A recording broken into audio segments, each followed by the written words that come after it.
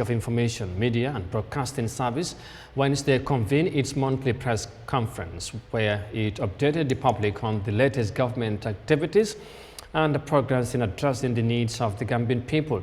The media interface was attended by officials of the Gambia Ports Authority and the Gambia Information Communication Technology Agency, GICTA, who gave details on matters under their purview. Our reporter Sasum Cham has details of that in this report.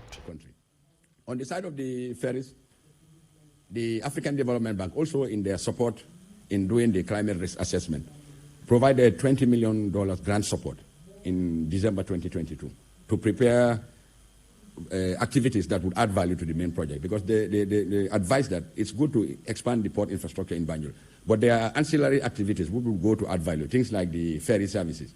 So the $20 million grant that was given by ADB goes to finance the acquisition of one new green ferry. And the second ferry is a government decision that the GPA has to pay for. So we are going for 2 ferries. Where we are with the ferries, as Honorable Minister rightly mentioned, only Kuntakinte ferry is available providing service between Banjul and Bara.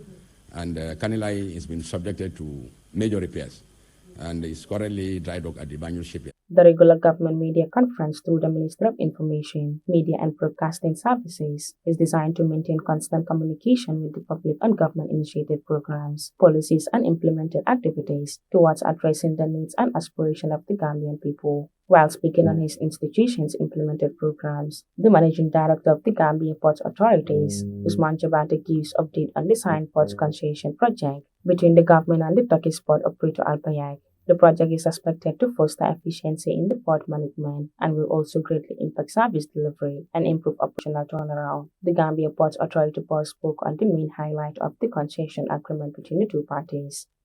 The main highlights of this concession agreement is, one, government will retain all of the fixed assets of the GPA. The investor is required and committed to do all the financial resources that are required to realize this infrastructure improvement.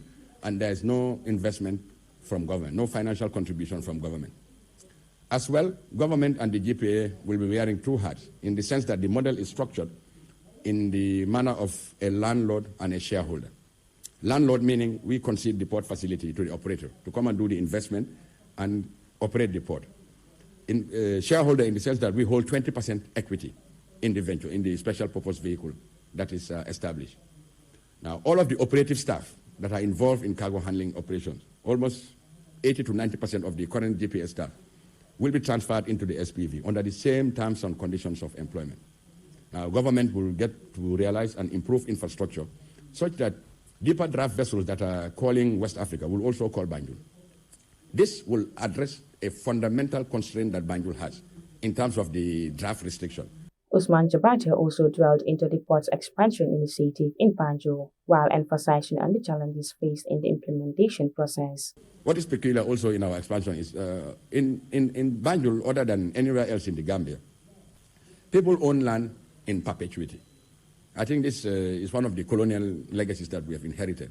That's why people in Banjul, they get compensated both for the land and the structures on them. It's what is called freehold, other than leasehold. So anywhere in the Combos and the rest of the Gambia is leasehold, opposed to Banjul where it is freehold, we call it.